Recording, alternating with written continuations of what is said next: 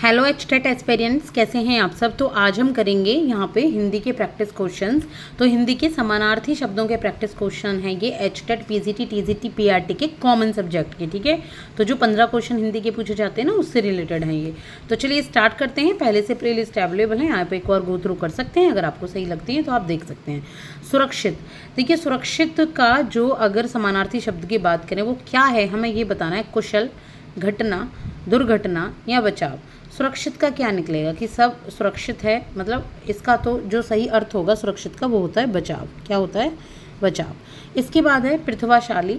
तो प्रतिभाशाली का जो शब्द है समानार्थी शब्द क्या होगा? सज्जन, विद्वान, कुशाग्र या फिर वैभवशाली। क्या होगा? प्रतिभाशाली का होगा कुशाग्र। क्या होगा? कुशाग्र। इसके बाद है आत्मसमर्पण। तो आत्मसमर्पण का जो यहाँ पे समानार्थी शब्द हो गया, जो इसका अर्थ है क्या है, वो अपने आप को सौंपना, समर्पण, अर्पण या त्यागज। तो इसका अर्थ होता है अपने आप को सौंपना, आत्मसमर्पण का। इसके बाद है सिद्ध हस्त। तो सिद्ध हस्त का क्या होता है? निपुण, कर्मठ या फिर कर्मठ या फिर मेहनती या परिश्रमी। तो जो सिद्ध हस्त का आंसर हो जाएगा वो क्या हो जाएगा? यानी कि वो किसी भी काम में निपुण है। ठीक है, तो ये हो जाएगा ए। इसके बाद है सुशोभित। तो सुशोभित क्या होता है? मज़ेदार, सुस्वागतम, अच्छा या शोभा पाना। सुशोभित का क्या हो जाएगा? शोभा पाना। इसके बाद है स्वादिष्ट। तो स्वादिष्ट का जो होता है वो होता है समानार्थी शब्द या अर्थ इसका मज़ेदार। देखिए ये जितने भी क्वेश्चंस हैं ये बहुत आसान है। आपको लग रहा होगा इन्हें पढ़ने की ज़रूरत भी क्या है, लेकिन जब हम एग्जाम्स में जाते हैं ना, हम बहुत ज़्यादा कंफ्यूज हो जाते हैं क्योंकि प्रेशर होता है माइंड पर एक। अगर आप एक बार इनको रिवाइज़ करके चले जाते हैं तो आपको अपकमिंग एग्जाम्स में बहुत ज़्यादा फ़ायदा होगा। तो बस रिवाइज़ कर लो, एक बार देख लो, एक बार मतलब थोड़ा गो थ्रू कर लो, सीधे सीधे एग्ज़ाम दो, बहुत कॉन्फिडेंट फील करोगे खुद को। अब देखिए स्वावलंबी। तो स्वावलंबी का क्या मतलब होता है? निर्भर है, आत्मनिर्भर है, परालंबी कहेंगे या अतिथि कहेंगे।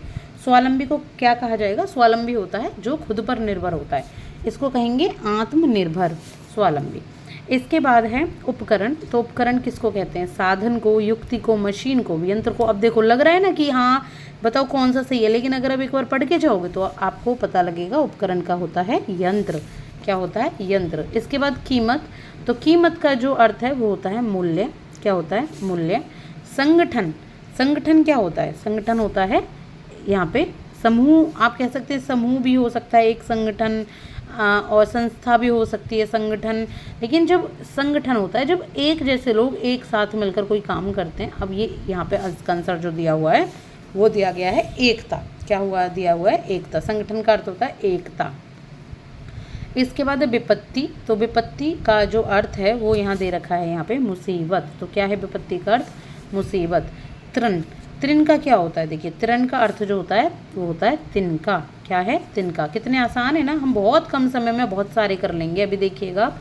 आश्चर्य। आश्चर्य का क्या होता है? आश्चर्य का अर्थ होता है हैरानी। हार्दिक। हार्दिक मतलब हृदय से, कोई भी चीज़ आप हृदय से कर रहे हैं वो होती है हार्दिक। हार्दिक पांड्या नहीं है, हार्दिक है ये। इसके बाद है नियति। तो नियति क्या होता है? भाग्य, समय, किनारा या पवित्र। नियति कैसे कहते हैं? हमारी नियति ऐसी है, नियति में यही लिखा है, तो ये होता है भाग्य। सुगंधित। सुगंधित किसको कहते हैं? खुशबू वाली चीज़ को। तो सुगंधित का अर्थ होता है खुशबू वाला। इसके बाद उत्साह। तो उत्साह का जो अर्थ होता है वो होता है जोश। इसके बाद है सहयोग। तो सहयोग का क्या होता है? मिलनसार, मेहनती, परोपकारी या फिर आपसी सहायता। क्या कहेंगे सहयोग के अर्थ के लिए आप? सहयोग का मतलब होता है आपसी सहायता करना। अब एक से लग रहे हैं ना, मिलनसार भी आपको लग रहा हो कि ये भी सहयोगी, लेकिन इसका अर्थ पूछा है तो सहयोग का अर्थ होता है आपसी सहायता। मुसीबत। मुसीबत किसको कहते हैं? मुसीबत आन पड़ी, विपत्ति आन पड़ी, है ना। नंबर ए विपत्ति। निरक्षर। निरक्षर कहते हैं जो पढ़ा लिखा ना हो, यानी कि अनपढ़। अनपढ़ को निरक्षर कहा जाता है। उपवन। उपवन किसको कहते हैं? जंगल को। किसको? नहीं सॉरी जंगल को नहीं, बाग को। उपवन कहते हैं बाग को, बगीचे को उपवन कहा जाता है। इसके बाद करेंगे हम नेक्स्ट थोड़ा सा और आगे, जो कि है मेघ। तो मेघ कहते हैं बादलों को। और इसके बाद आधुनिक। आधुनिक किसको कहते हैं? आज की कोई चीज़ होती है, अभी की, आधुनिक। ठीक है, नवीन कोई चीज़ है। इसके बाद तीर। तीर किसको कहते हैं? वांड को। तीर कहते हैं वांड को। यहाँ पे एक सेकेंड, हाँ जी वांड को ही कहते हैं। परीक्षण। परीक्षण क्या होता है? परीक्षण होता है यहाँ पे, बताइए क्या होता है, क्या सही रहेगा? बिल्कुल एक से लग रहे हैं, जांच। अर्थ क्या है? जांच। परीक्षा एक तरीके से समानार्थी हो जाता है, लेकिन इतने सारे क्वेश्चंस करने के बाद आपने ये तो पाया होगा कि ये अर्थ पूछ रहे हैं, ना कि ये समानार्थी पूछ रहे हैं। तो परीक्षण का अर्थ है जांच। अभिवादन, अभिवादन का क्या होता है? बधाई, शुभकामना, नमस्ते या प्रणाम। बताइए क्या होता है अभिवादन का आंसर? तो अभिवादन का होता है प्रणाम।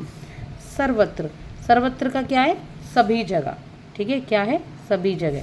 हलवाहा, हलवाहा किसको कहा जाता है? हलवाहा कहा जाता है हल चलाने वाले को। शिखर, शिखर किसको कहा जाता है? बताइए शिखर किसको कहते हैं? तो शिखर किसको कहते हैं? ये कहते हैं चोटी को। भयानक, भयानक किसको कहा जाता है? डरावनी चीज़ को। तो आई होप कि आपको समझ आ गए होंगे ये सारे के सारे क्वेश्चंस, मतलब जो भी आपको दे गई है प्रैक्टिस। आगे फिर हम इसी तरीके की प्रैक्टिस और करते रहेंगे। अभी ये छोटी सी क्लास है 5-6 मिनट की। और सब्सक्राइब कीजिए अगर अभी तक आपने चैनल को ना किया हो तो। आई होप कि आपको काफ़ी ज़्यादा फ़ायदा हो। Best of luck for your upcoming exams. Thank you.